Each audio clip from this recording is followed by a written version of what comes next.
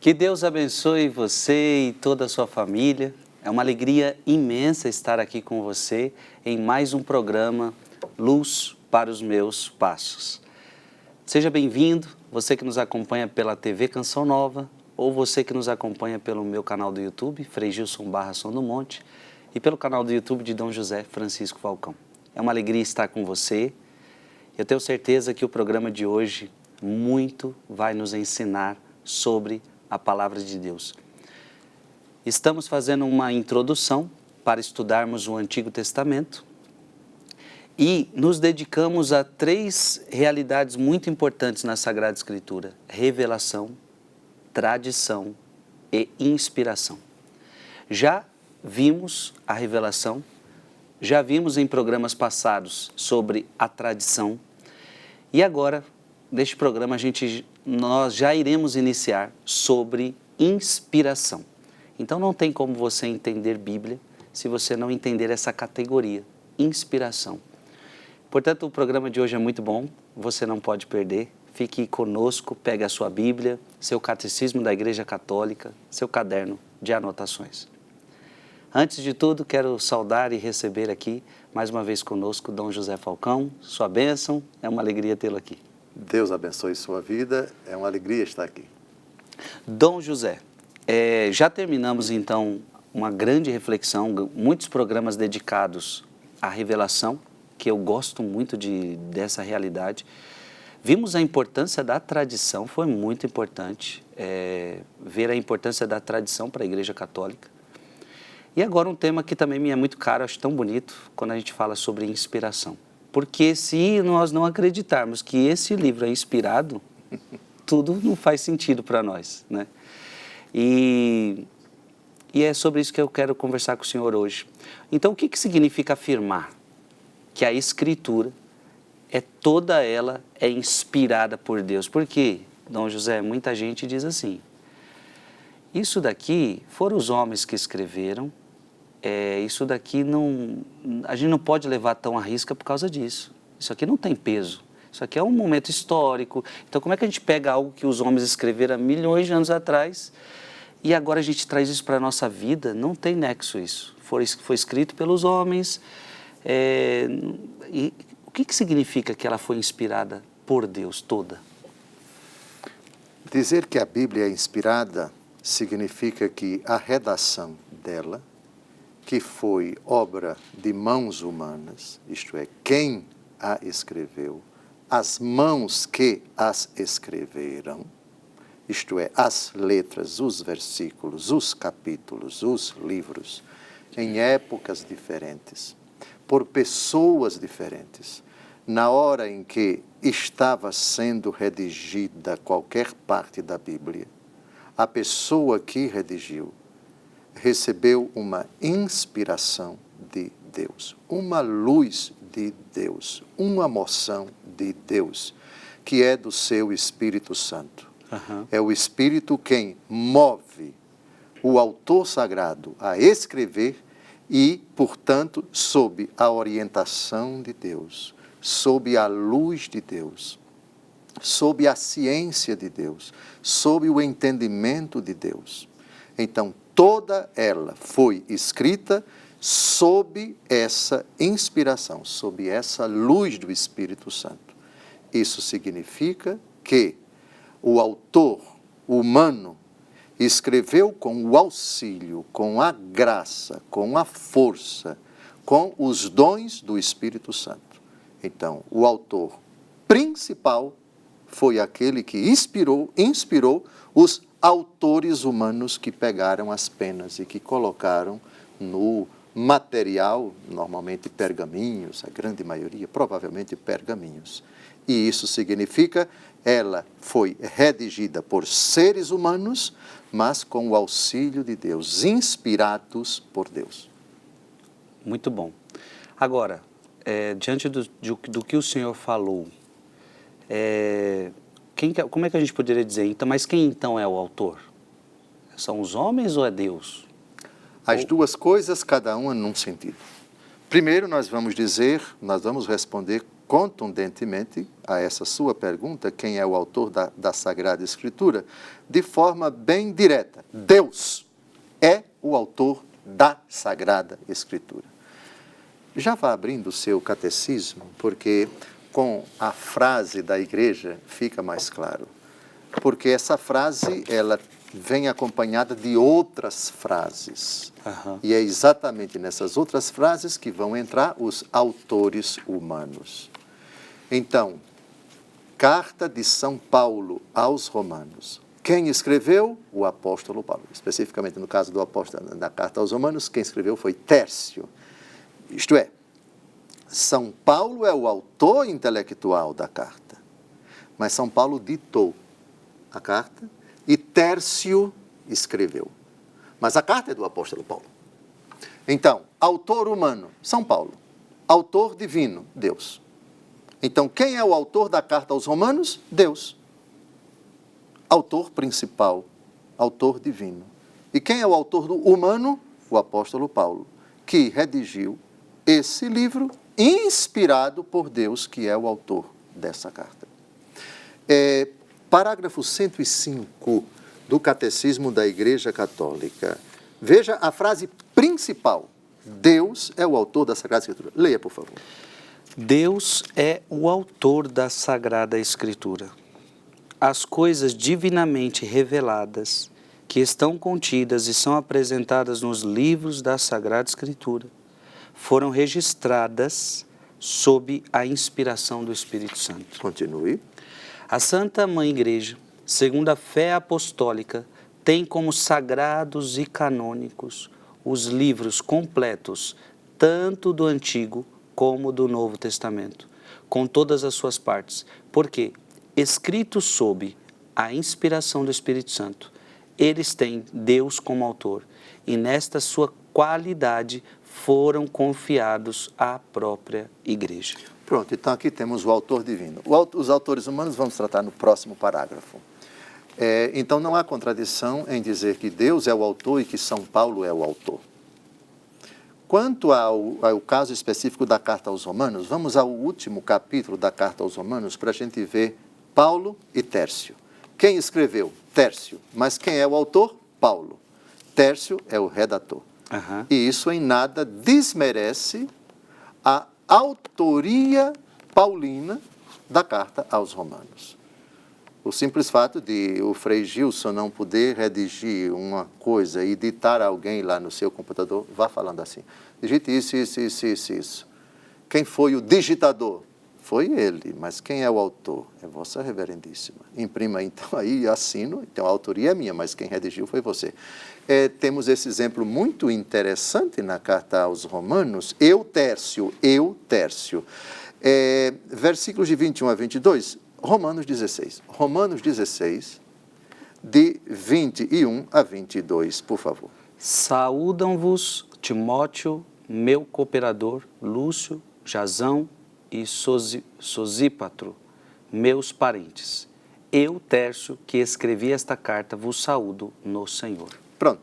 Então, aqui, quem escreveu a carta aos Romanos? Não foi São Paulo, foi Tércio. Mas quem é o autor da carta aos Romanos? São Paulo, não Tércio.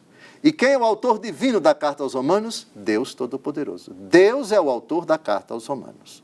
É verdade que quando você, numa discussão, numa pregação, numa palestra, você diz, olha, o apóstolo Paulo diz, está certo? Porém, é Deus que está dizendo, porque Deus é o autor. E, portanto, é palavra de Deus. Claro que é palavra de Paulo, porque ele colocou por escrito, na verdade, Romanos, foi Tércio. Então, é palavra de Paulo, porque é o autor humano. Mas é palavra de Deus, porque Deus é o autor de toda a Escritura, portanto, também da carta aos Romanos. No capítulo 1 de Paulo, ele fala alguma coisa? Vamos a ele. Ele se identifica Paulo. Romanos capítulo 1. Paulo, servo de Jesus Cristo, Pronto, escolhido para ser apóstolo, reservado para anunciar o Evangelho de Deus. Sim. Este Evangelho Deus prometera outrora pelos profetas na Sagrada Escritura. Ou seja, ele se identifica aqui como... Sim. Todas as cartas dele, né?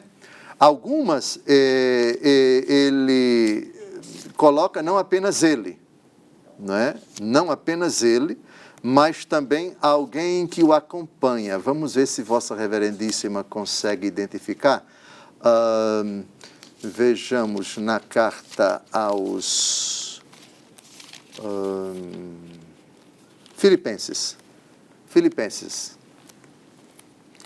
Paulo e Timóteo, servos de Jesus Cristo, a todos os santos em Jesus Cristo, que se acham em Filipos, juntamente com os bispos e diáconos, a vós graça e paz da parte de Deus, nosso Pai, e da parte do Senhor Jesus Cristo. Então, quem é o autor divino da carta aos Filipenses? Deus.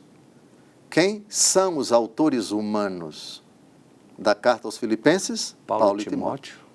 Paulo e Timóteo. Paulo e Timóteo são os autores humanos, não é?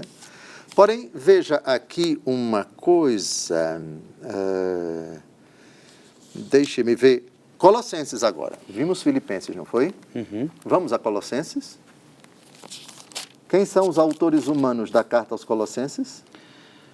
Colossenses 1, Paulo, apóstolo de Jesus Cristo, pela vontade de Deus, e o irmão Timóteo, aos irmãos em Cristo, santos e fiéis de Colossos. Sim. A vós graça e paz da parte de Deus, nosso Pai. É Paulo e Timóteo? Paulo e Timóteo. Interessante, né? Algumas cartas de São Paulo, ele está sozinho. Outras cartas, ele coloca como autores humanos, ele e Timóteo. Então, estritamente falando, veja, Colossenses é a carta do apóstolo Paulo e de Timóteo aos Colossenses. Uhum. Claro que na pastoral, na corriqueira ação missionária da igreja, se identifica Colossenses como de autoria apenas de Paulo, mas não é apenas Paulo, é Paulo e Timóteo. Filipenses, a mesma coisa. Não vamos discutir por causa disso. É a carta de São Paulo a Timóteo, e você não mente ao dizer isso, só que Filipenses e Colossenses, Paulo e Timóteo. Mas o autor divino, Deus Todo-Poderoso. Deus é o autor da Epístola aos Colossenses, Deus é o autor da Epístola aos Filipenses, Deus é o autor da Epístola aos Romanos, Deus é o autor de cada livro da Escritura. Agora, dos autores humanos, a provocação é sua. Então, a gente vai entendendo que a Bíblia são duas dimensões. O autor divino é Deus, Disse tudo. de toda a Sagrada Escritura, Perfeito. mas também temos estes autores humanos. Então, eu posso dizer que a Bíblia teve autores humanos. Sim, teve autores humanos, sim. Tantos que a gente não consegue identificar. Por exemplo, não conseguimos identificar apenas em nível de hipótese, de propostas, de sugestões, o autor da carta aos Hebreus. Mas não sabemos quem é o autor, por exemplo, no Antigo Testamento do primeiro livro dos Reis, do segundo livro dos Reis. Algumas propostas são apresentadas, mas isso absolutamente não conhecer o autor humano, isso em nada prejudica, compromete a nossa fé na inspiração da Escritura ou na credibilidade, em decorrência disso, na credibilidade das Escrituras. Absolutamente. Reputamos que quem quer que tenha escrito esta parte da Escritura, esse livro da Escritura, escreveu sob inspiração de Deus, que é o autor primeiro da Sagrada Escritura. O senhor disse que teria um parágrafo do catecismo que falaria sobre isso. Sobre os autores humanos? É o próximo. Parece que era o 106, não é isso? 106, sim. Vossa Reverendíssima leu o 105, não foi? Isto. Leia, por favor, o 106. Deus inspirou os autores humanos dos livros sagrados. Na redação dos livros sagrados, Deus escolheu homens, dos quais se serviu, fazendo-os usar suas próprias faculdades e capacidades, a fim de que, agindo Ele próprio neles e por meio deles, escrevessem como verdadeiros autores tudo e só aquilo que Ele próprio queria. Esse parágrafo ele foi tirado, praticamente é todo da Dei Verbum, número 11. Dei Verbum é uma constituição dogmática do Concílio Vaticano II sobre a divina revelação. Então, Deus escolheu homens Claro que homens aqui, veja, não está excluída a possibilidade de mulheres. Aqui nós estamos utilizando a palavra homens no sentido de seres humanos. Como eu disse, muitos são os autores desconhecidos, não conhecemos os autores de muitos livros do Antigo Testamento. No Novo Testamento é coisa diferente, porque a tradição da Igreja Católica reputa unanimemente ao primeiro evangelho a autoria de Mateus, ao segundo evangelho a autoria de Marcos, ao terceiro evangelho a autoria de Lucas, ao quarto evangelho a autoria de João, ainda que esses nomes não apareçam como autores, eles não se identificam nesses evangelhos como São Paulo se identifica. Idem para os Atos dos Apóstolos, a tradição reputa como autor São Lucas e assim por diante. Independente de saber, de identificar com a tradição da igreja e com o próprio texto, quem foi o autor, Deus escolheu esses homens. Sejam eles homens ou mulheres, enfim, não temos absolutamente nenhuma prova, e também não está excluído homens aqui no sentido genérico. Quem escreveu o livro do Eclesiástico, quem escreveu o livro do Eclesiastes, ou quem escreveu aquele livro sapiencial, quem escreveu aquele salmo cujo autor não sabemos, etc., não importa. Todos eles escreveram inspirados. Deus se serviu desses homens, Deus se valeu das suas faculdades, das suas capacidades e eles próprios agindo, portanto, eles escrevendo, não foi Deus, mas nesta hora Deus, por meio deles, foi colocando no texto aquilo que correspondia à santa vontade de Deus. Escreveram, portanto, inspirados. Mas aí, Dom Falcão, alguém pode se perguntar, os homens são muito falhos. São. Pecadores, falhos, em todos os sentidos. E como é que o ser humano foi encarregado de fazer algo assim e a probabilidade de erro é muito grande? E a pergunta então que se faz é o seguinte, a Bíblia contém erros? Se Deus se utiliza de pessoas humanas, pecadores, será que a Bíblia não contém então um monte de erros? Como é que funciona isso? Na hora em que eles estão escrevendo inspirados por Deus, e Deus não erra. Eles podem e talvez tenham cometido erros tremendos, até do ponto de vista moral, não está excluída essa possibilidade de antes de começar a escrever. Mas na hora de escrever, escreveram inspirados por Deus. Aquilo que eles fizeram, sob a moção do Espírito Santo, não foi absolutamente atingido por nenhum erro. Agora, terminou de redigir, sei lá, é possível que ele tenha cometido um pecado, que ele tenha cometido erros enquanto não estava escrevendo? É possível, mas isso não afeta a inspiração. Deus Todo-Poderoso pode se valer dos instrumentos mais falhos. Deus chamou o apóstolo Pedro para ser apóstolo? Sim. E Pedro, enquanto foi chamado pela inspiração do Espírito Santo, ok? Muito bem. Vamos adiante.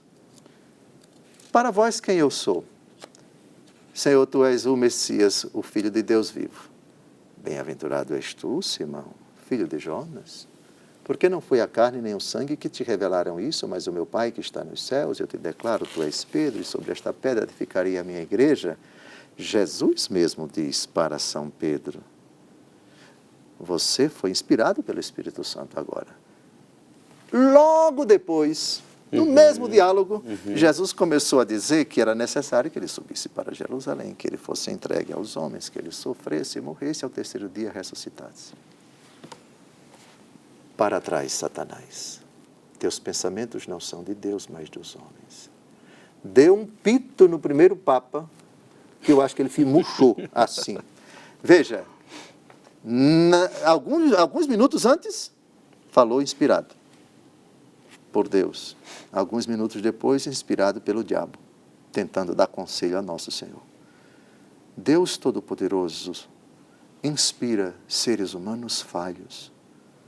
A fraqueza de Paulo, a fraqueza de Pedro, a fraqueza dos demais apóstolos que deixaram nosso Senhor sozinho no Jardim das Oliveiras e todos eles fugiram. A fraqueza de seres humanos que acompanharam o Senhor Jesus ao longo de sua vida pública.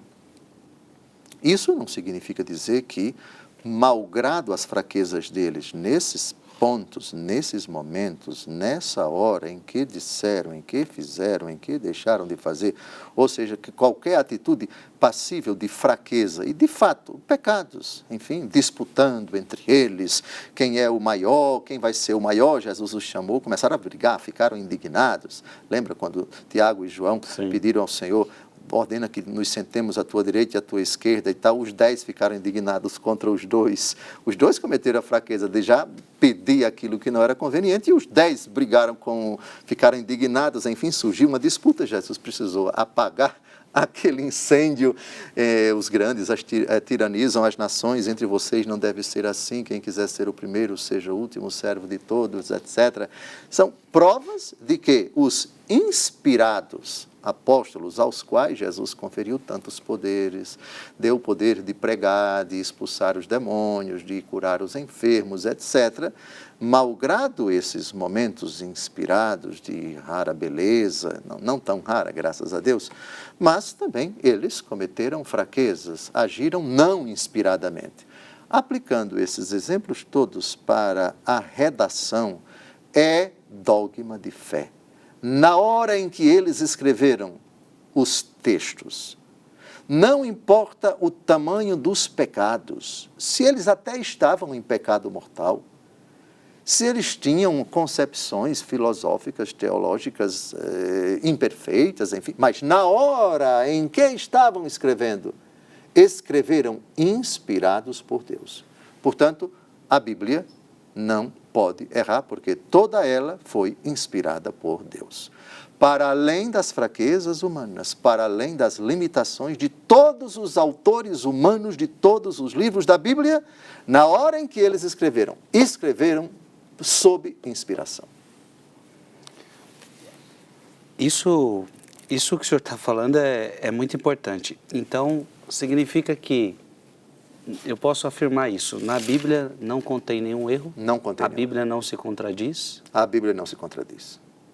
Até mesmo quando parece que há contradições, né? Até mesmo quando parece que há contradições. Exatamente. Vejam, é preciso que a gente também pontue o seguinte: você não pode olhar para a Bíblia com um olhar crítico de uma ciência posterior, eu diria atual, moderna, e fazer uma leitura que não é própria do mundo bíblico à luz da fé, para chegar a conclusões, por exemplo, que são indevidas. Eu vou dar um exemplo bem simples. Jesus, certa feita, diz que a semente do grão de mostarda, que é a menor das sementes Bom exemplo. da terra, ok? Exato. Muito bem. Aí vem uma pessoa e diz o seguinte: veja, a ciência hoje consegue provar Exato. que a semente de mostarda não é a menor das sementes da terra. Logo, Jesus errou. Aqui nós temos várias coisas. Primeiro, quando Jesus fala da semente de mostarda, Jesus está utilizando um gênero literário chamado parábola. Na parábola, as expressões, as imagens, as criaturas, as realidades, elas adquirem um caráter simbólico. Depois, a palavra menor na Bíblia não significa necessariamente menor do ponto de vista da altura, do ponto de vista da mensurabilidade, do tamanho. Sim, é verdade que Zaqueu era de baixa estatura,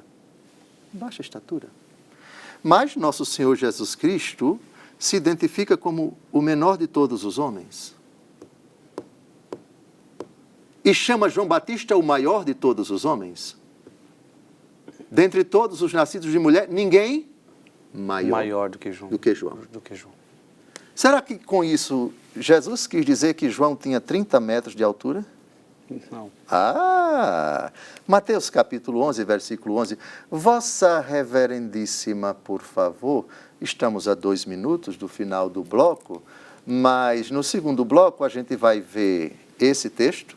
Jesus se chama de menor, o menor no reino dos céus é maior do que ele. Menor na Bíblia, menor nos lábios de Jesus, não significa menor de altura.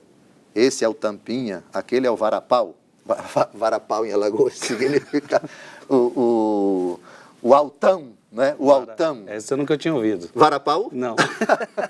Precisa ir a Alagoas para... Eu vou lhe dar um dicionário de alagoês. Alagoês tem umas expressões, só tem Alagoas. Um varapau é o altão, é o altão. Para Jesus, menor, maior, enfim, não significa necessariamente estatura, mas significa insignificância ou grandeza, envergadura. Nós vamos ver no segundo bloco São Paulo dizendo: eu sou o menor dos apóstolos. O que significa o menor dos apóstolos? Isso é uma figura de linguagem na língua portuguesa em que você exagera. Por exemplo, o Frei Gilson contou aqui uma história, mas eu morri de rir. Morri de rir. Essa expressão é usada em São Paulo, sua terra? Morri de rir? Já. Sim. Pronto. É um exagero. Você exagera, né? Sim. Não, você não morreu de rir, você está vivo aqui. O que significa a expressão morri de rir? Você quer acentuar que riu muito. Exato. Então você exagera. A semente de mostarda é a mesma coisa. Não é menor do ponto de vista do tamanho, se é 1 milímetro, 2 milímetros, 3 milímetros. É menor do ponto de vista da insignificância. Isso daqui é insignificante. Mas faltam 19 segundos, vamos retomar isso. Até porque, né, Dom José, era difícil pensar um Jesus que sabe todas as coisas, não saber uma coisa dessa, né? Uma coisa básica dessa. Uma coisa básica dessa. Olha, o programa de hoje está bom demais. Um breve intervalo e nós já retornamos. Espero por você.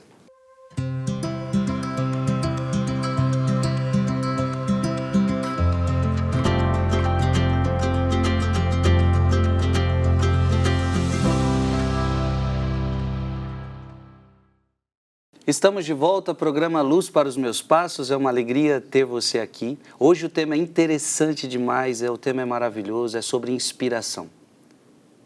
Toda a Sagrada Escritura é inspirada por Deus. E a pergunta é, contém erros a Sagrada Escritura? Muita gente já falou isso para você, muitos estão falando isso nos dias de hoje. E o Dom José, no bloco anterior, terminou com um assunto interessante. Segundo a ciência atual, Jesus errou quando disse que a semente de mostarda é a menor de todas. Então a ciência hoje, então ela é mais, a ciência, ela sabe mais do que Jesus, Dom José. o Deus que sabe todas as coisas. E aí o senhor está fazendo as pessoas entenderem que a Bíblia precisa ter calma, né? Você não pode ir com muita ânsia, porque senão você não entende o significado daquilo, ainda mais numa parábola, como o senhor estava falando. A parábola tem critérios próprios de interpretação.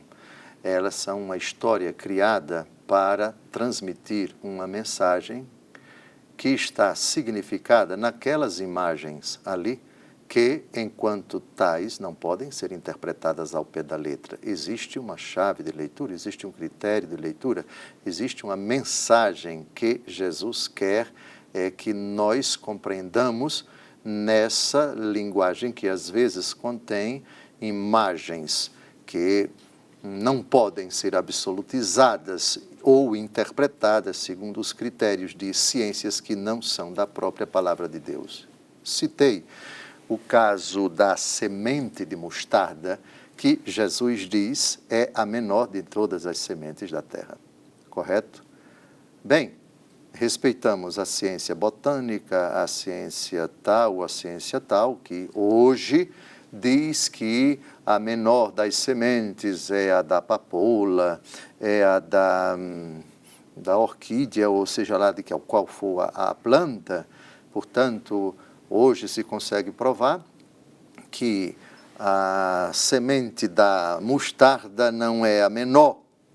Bom, como é que se resolve isso? É muito simples.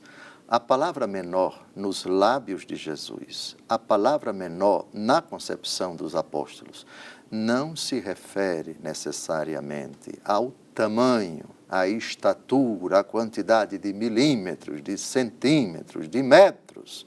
Vou dar um exemplo. 1 Coríntios capítulo 15, versículo 9, por favor. 1 Coríntios capítulo 5, 15, versículo 9. Jesus não errou. Jesus não errou ao dizer que a semente de mostarda é a menor das sementes da terra. Por quê? Vamos começar a explicar com esse texto.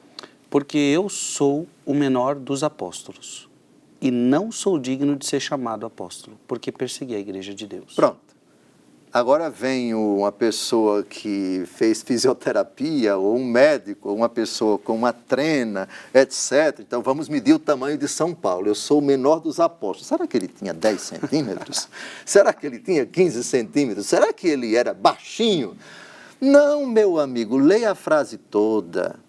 Menor aqui no sentido de indigno. Ele exagera. Justamente para mostrar com esse exagero, eu sou o menor, eu sou o mais indigno. Olha aí, na própria frase, leia de novo a frase devagar. Eu não sou digno de ser chamado apóstolo. Então é menor no sentido de indignidade. O próprio Jesus se chama menor. Vamos a Mateus capítulo 11. Vamos a Mateus capítulo 11. Mateus capítulo 11. Versículos de 11 a 12, se não me engano, quando ele fala de João Batista e dele, um ele chama de menor, o outro ele chama de maior. Então vamos ver se o maior é o que tem 300 metros ou tem 500 metros. Será que João Batista tinha 500 metros ou 600 metros de altura só porque Jesus disse que ele era o maior no reino dos céus? Dentre todos os nascidos de mulher, ninguém é maior do que João. Então, quer dizer que porque João era o maior, estamos tratando aqui de tamanho físico, de estatura física. Ora, pelo amor de Deus, cuidado com a palavra menor e com a palavra maior. Por favor. Em verdade vos digo, entre os filhos das mulheres não surgiu outro maior que João Batista. No entanto, o menor no reino dos céus é maior do que ele. Menor e maior. Aqui, na sua opinião, Jesus está falando de estatura? Não. Pronto, pelo amor de Deus. Então deixa a botânica para lá, rapaz. Preste atenção naquele que falou a parábola da mostarda. Ele pegou uma semente que era própria do seu tempo, a menor das sementes da terra. Ele está falando numa parábola. E o sentido de menor, olhe aqui para ele, olhe para o apóstolo Paulo, menor dos apóstolos. Jesus é o menor. Menor em que sentido? O menor no reino dos céus é maior do que ele. Quem é esse menor no reino dos céus? É Jesus. Enquanto Deus que se rebaixa. Existe uma minoridade, existe um rebaixamento, existe uma insignificância maior do que morrer como bandido na cruz. Jesus se fez menor. Fez-se obediente até a morte, encontrou-se na condição de escravo. Portanto, o que Jesus quer dizer com o menor no reino dos céus é maior do que ele? Aquele que, primeiro, Cristo é o menor, e aquele que imita Cristo. Quem quiser me seguir, negue-se a si mesmo, tome a sua cruz todos os dias e siga-me. O rebaixamento de dar a vida pelos irmãos. Ninguém tem maior amor do que aquele que dá a vida pelos irmãos. Tendo amado os seus que estavam no mundo, amou-os até o fim. Isso significa ser menor. Cuidado, pelo amor de Deus, para não pegar critérios de uma ciência que não tem nada a ver com a Escritura e dizer que a palavra menor só se refere à estatura, milímetros, centímetros. Vamos levar a semente de mostarda para o laboratório e comparar com a semente da... Isso é ciência botânica, isso aqui é Bíblia. Onde na Bíblia a palavra menor, nos lábios de Jesus, tem outro significado. Jesus não errou ao dizer que a semente de mostarda é a menor das sementes da terra. Ele pegou uma semente que era típica do mundo agrícola de Israel do seu tempo. Provavelmente para os judeus era a menor semente. Naquele tempo, no conhecimento deles. Mas isso... Ao dizer a menor das sementes, quem falou? Falou aquele que disse que o menor no reino dos céus é maior que João Batista. Maior, menor. 1 Coríntios 15, 9. Eu sou o menor dos apóstolos, ou seja, eu sou o mais indigno. Moral. Quando Jesus disse que a semente de mostarda ela é menor, Jesus está falando da insignificância dela. Só isso. Não está falando do tamanho, da quantidade de milímetros, como a botânica. Não misture as coisas, por favor. Botânica é uma ciência. Bíblia tem uma linguagem que nos lábios de Jesus tem um significado que não necessariamente é significado de centímetros e milímetros. Estamos no contexto, a Bíblia não erra. Não erra. O senhor está deixando isso claro para a gente. Mas como entender, eu estou pensando em alguém agora fazendo esse questionamento, como entender quando, por exemplo, aí a gente vai no Antigo Testamento, olho por olho e dente por dente. Depois vem Jesus no Novo Testamento, vim levar a perfeição, aquela coisa, ouvistes o que foi dito, olho por olho, dente por dente, eu porém vos digo, amai os vossos inimigos. Alguém pode se perguntar, então ele errou aqui, por que ele está... Onde está o erro dentro do olho por olho? Onde está o erro? Onde está o erro? Então, porque se ele, a pergunta que alguém pode estar se fazendo, Sim.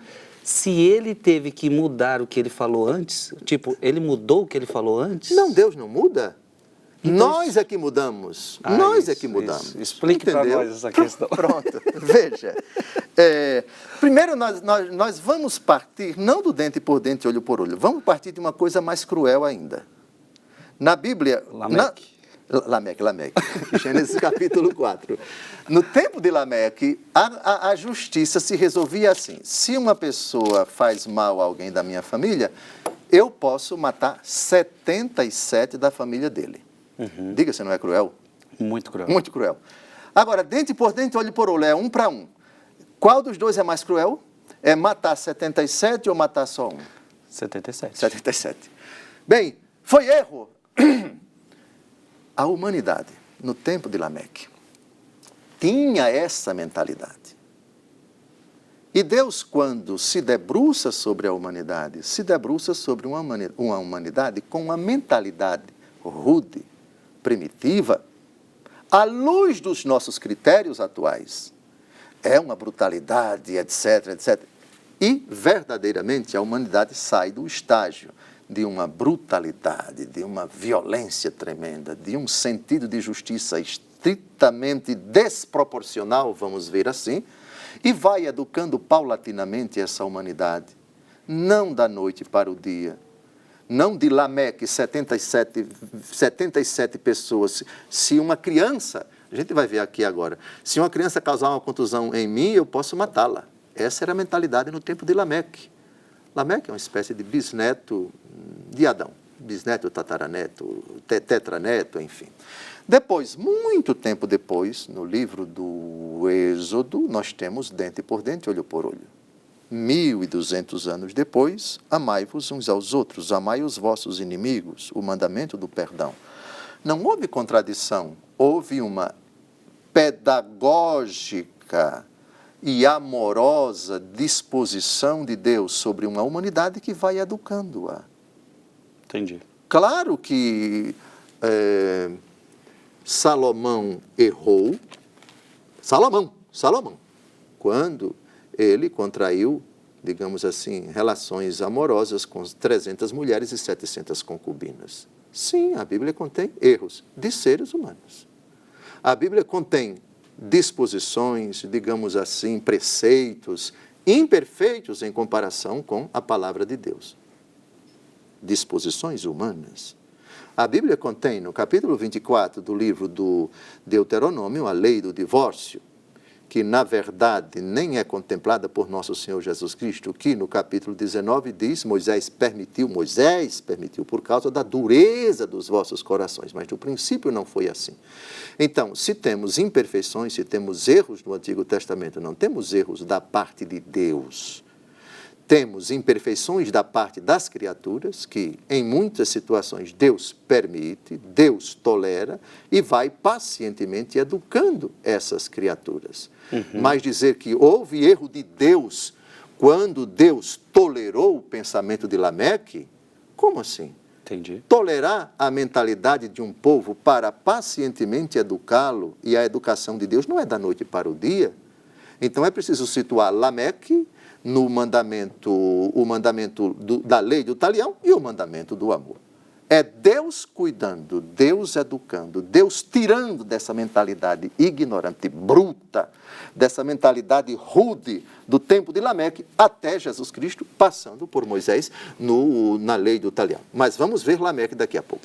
Eu posso entender quando Jesus então diz, ouvistes o que foi dito? Porque Deus, ele poderia ter dito assim, Deus vos disse lá atrás, aí isso seria uma contradição, né? Não necessariamente. E veja, quando você diz para alguém alguma coisa se adequando, se adaptando à mentalidade, à capacidade de compreensão daquele povo, não é que você erra. Você utiliza uma linguagem que aquele povo é capaz de compreender.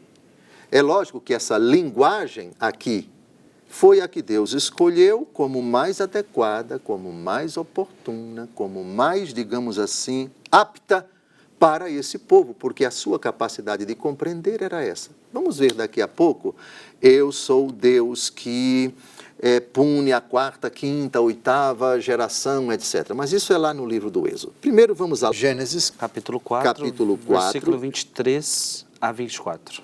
Pois bem, leia.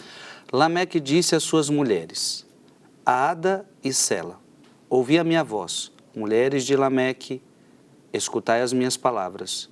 Por uma ferida matei um homem, e por uma contusão um menino. Se Caim será vingado 7 vezes, Lameque o será 77 vezes. Muito bem. Deus chama a humanidade em Adão, Eva, Caim, Abel, Lameque, numa época em que o conceito de justiça era muito imperfeito, segundo os nossos critérios. Sim. E, de fato, era um conceito de brutalidade. Repare, você matar uma criança porque ela causou uma contusão para você, e se alguém matar você, eu vou matar 77 do outro lado, isso é muito mais grave, muito mais duro do que no tempo da lei do talião. Deus, não é que Deus errou, isso é uma constatação de um dado objetivo da humanidade no tempo de Lameque. E o grande pedagogo diz, silencia quanto, na sua opinião, se Deus Todo-Poderoso dissesse no tempo de Lameque, amai os vossos inimigos, onde o costume era esse, Deus achou providente, Deus achou prudente, Deus achou que não era o momento, Deus tem o seu momento. Mas não é Deus que está pedindo para matar os 77 aqui. Não, sim, eu estou dizendo que essa era a mentalidade da humanidade no tempo de Lameque. Sim. Ok? Então, não, mas Deus devia ter educado na hora, Deus devia ter dito, etc. Bom, me permita uma coisa, você colocou a sua criancinha no jardim, com quantos anos de idade? Na sua opinião, a mãe manda colocar a criança no jardinzinho de infância a partir de que idade? 4 anos, 5 anos? Eu fui nessa idade. 4 anos, 5 anos. Muito bem.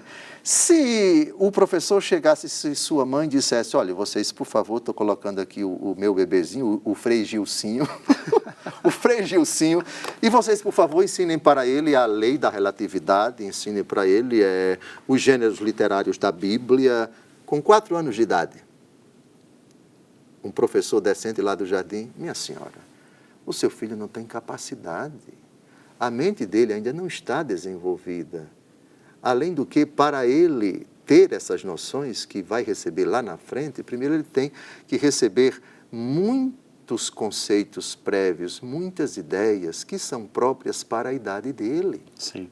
No jardim ele vai receber os rudimentos, depois vai aprender a ler, depois vai aprender a escrever, depois vai aprender a cantar, depois vai aprender a somar, multiplicar, etc, etc, etc, etc.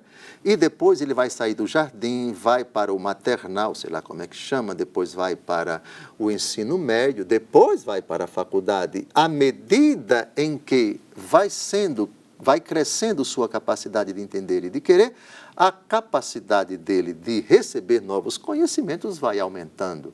Então, esses conhecimentos mais para frente, teoria da relatividade, aprender línguas, etc., ele está no prezinho. Pois bem, mais ou menos assim. É a pedagogia de Deus na história da humanidade. Entendi. Deus se adequa, Deus tem paciência, Deus, de certa forma, ele se dobra diante da humanidade que tem uma noção errada a respeito dele. A capacidade do povo, e não Deus que é imperfeito. Vou dar um exemplo agora, saímos desse exemplo de Lameque, e agora vamos para uma ideia que o povo tinha a respeito de Deus e que Deus compreende, não entra no mérito, silencia e, de certa forma, é isso que vocês pensam de mim? É isso que vocês acham de mim? Então, muito bem, esse Deus que vocês acham que eu sou, sou eu. E mais para frente ele vai dizer que a mentalidade desse povo não é esta. Veja, é justo que uma geração cometeu o pecado e o pecado dessa geração seja a punição dos pecados dessa geração, dos pais, que o mal que os pais fizeram seja punido nos filhos e nos netos, nos bisnetos, nos trinetos, nos tataranetos? Não. Não. Muito bem. Então vamos a Êxodo capítulo 20. Êxodo capítulo 20. Êxodo capítulo 20. Versículo 5 e versículo 6. Não te prostrarás diante delas e não lhes prestarás culto. Eu sou o Senhor teu Deus, um Deus zeloso, que vingo a iniquidade dos pais nos filhos, nos netos e nos bisnetos daqueles que me odeiam. Basta.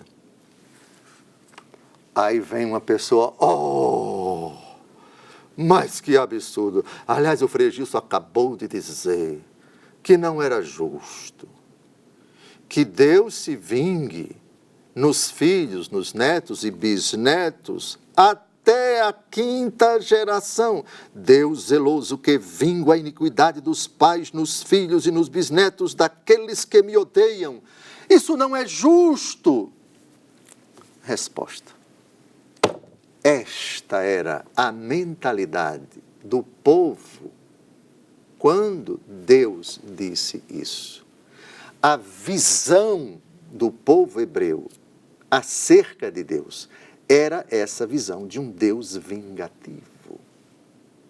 Eu sou. Deus não disse eu faço. Eu sou isso que vocês estão dizendo. Porque vocês pensam que eu sou isso, então eu sou. Agora, há contradição quando no livro de Ezequiel, capítulo 18, a responsabilidade individual.